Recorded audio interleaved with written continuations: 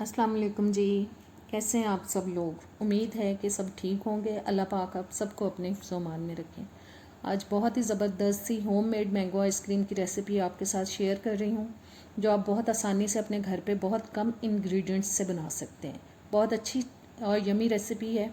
इसके लिए मैंने सबसे पहले मैंगो प्यूरी ली है 1.5 कप और 1 कप बारीक कटे हुए मैंने मैंगो ले लिए। बहुत छोटे छोटे पीसेस में इनको काटा है।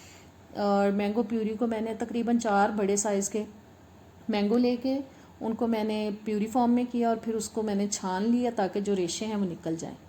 और ये बिल्कुल पेस्ट फॉर्म में है हमारे पास। बहुत साफ़ सुथरी सी मैंगो प्यूरी है और ये मैंने ब्लेंडर में डाल दिया इसको। 1 कप इसमें मैं अब क्रीम शामिल कर रही हूँ।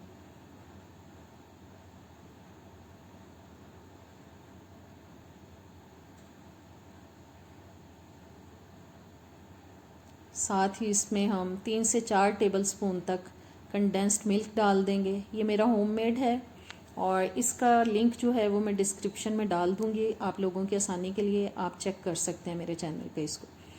ये अब इन सब चीज़ों को हम अच्छे से ब्लेंड करेंगे ताकि बहुत अच्छा सा स्मूथ सा इसका पेस्ट बन जाए।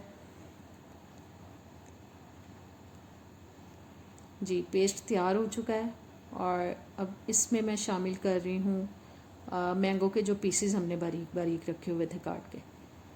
बस इनको अच्छी तरह से मिक्स कर देंगे क्योंकि खाते हुए जब मैंगो पीसेस मुंह में आते हैं तो बहुत ही यमी लगते हैं, बहुत ही मज़ा आता है। ये कंटेनर में मैंने बटर पेपर बिछा दिया है। मैंने उसको डबल करके बिछा दिया था। इससे आप बआसानी आइसक्रीम को निकाल सकते हैं कंटेनर में से। अब ये मैंने सारी आइसक्रीम का मेज़ा जो है वो मैंने डाल दिया है कंटेनर में।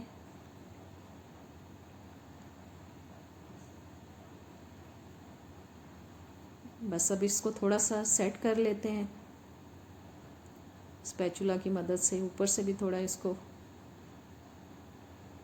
सेट करते हैं और अब इसके ऊपर मैं दूंगी फॉइल शीट।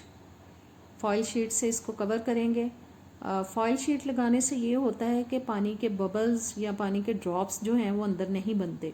जैसे फ्रीज़र में हम कोई चीज़ फ्रीज़ करने के लिए रखते हैं तो उसके अंदर पानी के ड्रॉप्स बनना शुरू हो जाते हैं बाज़ औक़ात, वो इससे नहीं बनेंगे। ये बहुत ही अच्छी फ्रीज़ होगी इसको लगाने से। और अब इसको मैं फ्रीज़र में फ्रीज़ होने के लिए रख रही हूँ। जी, आइसक्रीम हमारी फ्रीज़ हो चुकी है, बहुत अच्छे से तैयार हो चुकी है। मैंने इसको 8-9 घंटे बाद निकाल के एक दफ़ा चेक किया था, लेकिन ये पूरी तरह से जमी नहीं थी। और अब तकरीबन 12-13 घंटे के बाद इसको मैंने निकाला है तो ये कम्प्लीटली तैयार हो चुकी है।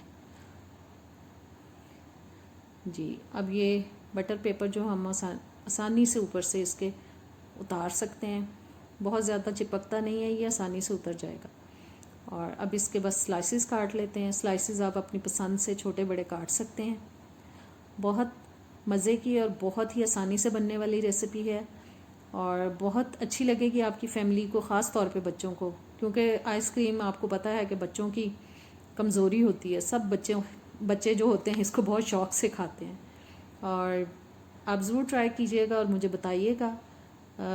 वीडियो अच्छी लगी है तो लाइक शेयर कर दें, सब्सक्राइब नहीं किया तो वो भी कर दें। अब इजाज़त दें, अल्लाह।